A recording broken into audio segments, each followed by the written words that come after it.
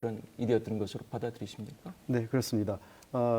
지금 그동안 그 단일화 과정에서 다소 국민들에게 그 실망을 드린 부분이 있는 것도 사실입니다.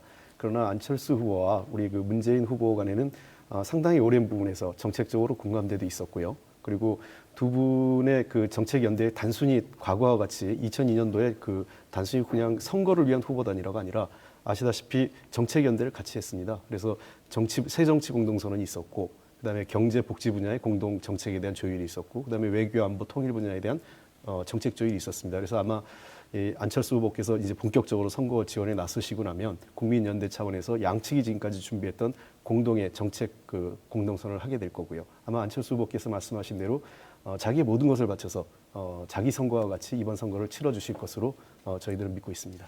참 민주당의 문재인 후보가 기다리고 기다리던 일이 아니었던가 싶은데 오늘 그 회동 뒤에 수원 유세에서 말씀하셨던가요? 비로소 아름다운 단일화가 이루어진 것 아니냐 이렇게 말씀하셨던데 예. 우리 진 대변인 어떻게 받아들이세요? 예, 그렇습니다.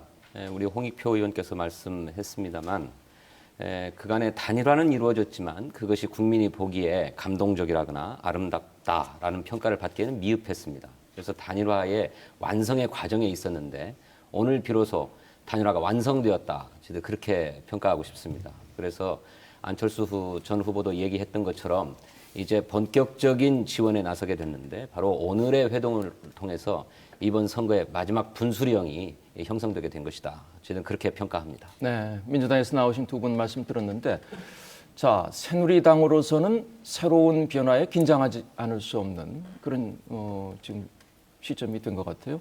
우리 어떠세요? 김영호 의원.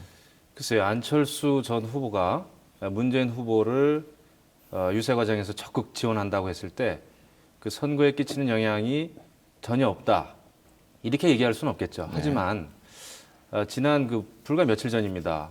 그 안철수 전 후보하고 문재인 후보 TV 토론을 제가 유심히 봤는데 대북관에서든지 여러 가지 정책적인 면에서 차이가 많았었거든요. 그래서 이것이 과연 그 선거 지원하는 문제를 그 넘어서서 나중에 정책 공조라든지 이런 게 어떻게 가능할까 이런 좀 의구심은 듭니다.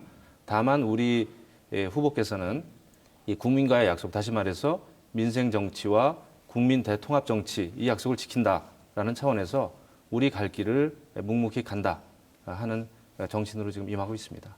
네, 뭐 변화에도 불구하고 의연하게 민생 행보를 계속하겠다. 그렇습니다. 뭐 대변인 발표도 그런 쪽이었던 것 같은데. 예. 자, 우리 정 대변인 어떻게 받아들이세요?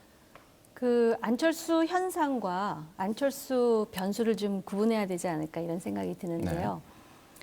사실 안철수 현상에 국민들께서 그렇게 목말라 하셨던 이유는 기존 정치에 대한 불신이었습니다. 그래서 기득권을 내려놓고 신뢰를 회복하라는 신호를 안철수 현상을 통해서 보여주신 거죠. 그러니까 사실은 그 국민의 의지가 참 중요한데 이 안철수 변수는 좀 다른 측면이 있습니다.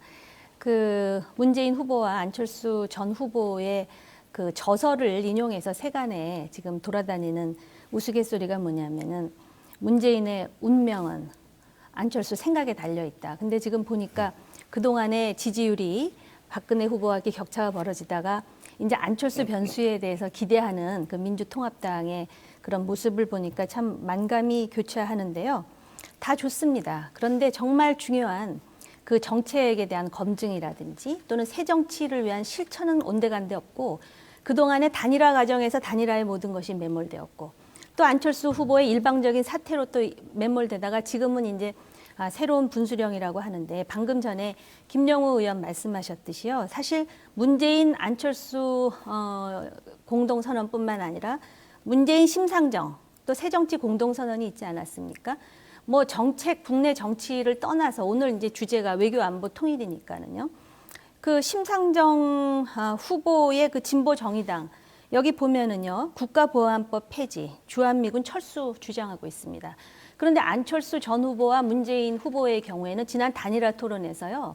NLL 문제에서도 부딪혔죠. 5.24 조치에서도 부딪혔죠. 또 금강산 사업을 재개하는 과정에서도 심지어는 문재인 후보가 안철수 전 후보에게 어떻게 이렇게 이명박 정부와 똑같은 소리를 하느냐 했는데 그걸 어떻게 정책적으로 조합을 이루겠다라는 것인지 그 부분이 참 애매하고요. 또 한 가지